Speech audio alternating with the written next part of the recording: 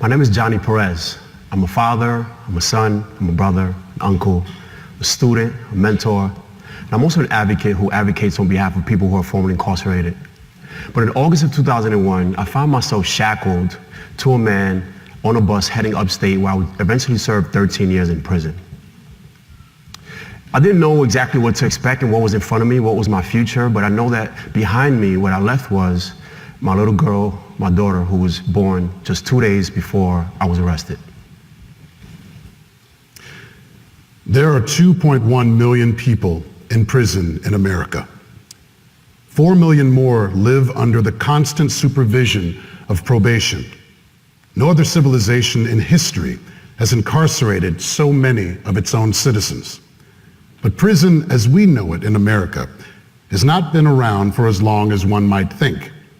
Incarceration as a punishment for crimes did not come about until the 19th century. Today's system has two origins: the European workhouse and the slave plantation. Both of these were models for forced labor.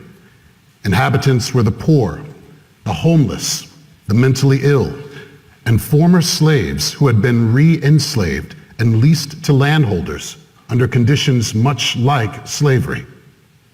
Three characteristics have emerged in the development of American prisons. In 1815, the Board of Directors of the Massachusetts State's Prison crafted a code of discipline. It said, quote, "The diet of a convict ought, though wholesome and sufficient to support the calls of nature, to be of the coarsest kind. His clothes, while calculated to keep him warm, ought to be so arranged as to be considered a means of punishment. His mind ought to be reduced to a state of humiliation and discipline," unquote. Incarcerated people worked during the day in groups and were kept in solitary confinement at night. Silence was enforced at all times. And then the dehumanization process takes place in intake. They shave your hair, they shave the freedom of expression right off your face. They also take your humanity, your dignity, your self-worth, your individuality. Eventually they take your clothes and give you a uniform so you look just like everyone else. And the thing that they take the most also is actually your identity. See, my name was no longer Johnny Perez. It was now 018-5068, and I will come to know that number in every single time that I need it throughout the day. I would need it to access the phone, to talk to my little girl. I would need it to receive visits, to receive mail. And that's when I realized that I had become itemized inventory of the United States prison system. My body was inventory, and prison was now a warehouse. Our prison system was designed to be isolated, a world by itself, cut off from the outside. U.S. founding father Benjamin Rush argued that the suffering of the incarcerated should be hidden from view so that the public could imagine the horrors that took place inside without actually being corrupted by bearing witness. And so, America and its prisons have evolved as separate countries with separate rules, separate standards, separate expectations. So the days are filled with emptiness, with monotony, with routine, with loneliness. In fact, so much routine that you're reduced into this infantile stage where you have to depend on a correctional officer for everything. Toilet tissue. So, CO, can you take me to get a haircut? Can you feed me? And you learn to detach. In prison, you learn to accept the things that you cannot control. And because of that, you find it hard to actually build meaningful relationships. And you feel lonely. So lonely that even in a crowded room, you feel alone. Most maximum security prisons are situated in rural areas, far from urban centers, away from easy access by public transport. Families of incarcerated men and women travel for hours in vans and buses to visit loved ones behind prison walls. So they sent me 11 hours away. And I can't tell you, I missed my family instantly. And it was hard for them to visit. See, when I was home, I was the head of the household, and now I was removed from the household, and my girlfriend still had bills to take care of. But more importantly, I also became a bill. See, it costs money for commissary and visits, close to $200. Even a phone call costs close to $50 for half an hour. And even when you do get the visits, it's structured in such a way in which it just causes stress. You know, the chairs are made out of metal. They're made out of metal chairs. The tables are really long. In fact, you can't even have human contact only at the beginning and the end of every visit.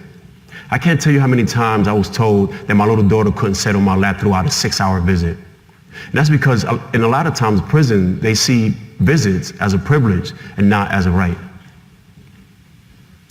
The worst of the isolation is a particular form of torture known as segregation, the box. So imagine being placed inside of a space so small that you can stretch both of your hands out and touch both walls. In the summer, it gets so hot that you can feel the walls sweat. You try to go to sleep to the sound of grown men crying, yelling, screaming. I remember close to 3 years in solitary, and I never knew exactly what I looked like because there are no mirrors in solitary.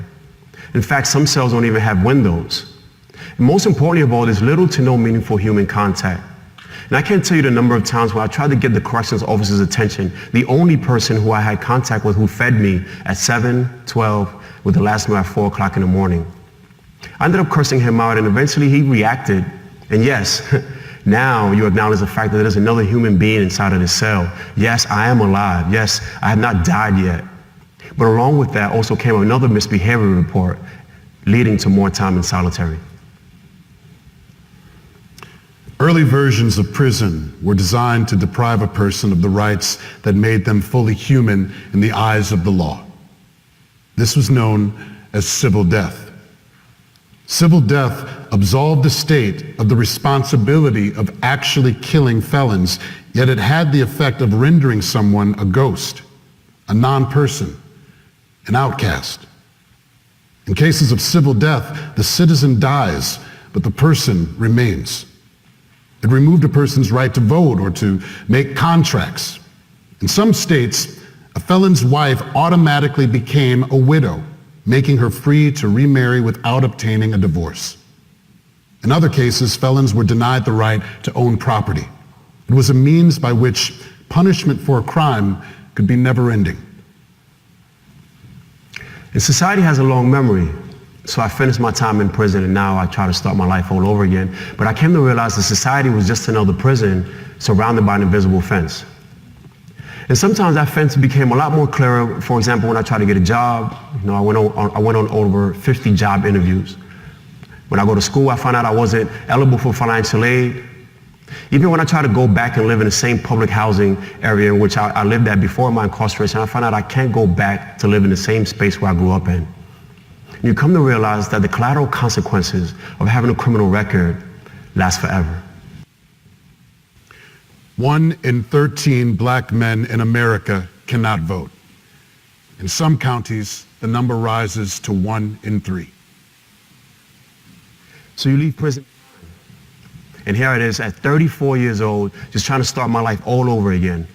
And realize that prison didn't give me anything to start this new life over again except $40, a bus ticket to Times Square, and a bag full of mail and pictures of my little girl that I saved throughout my sentence.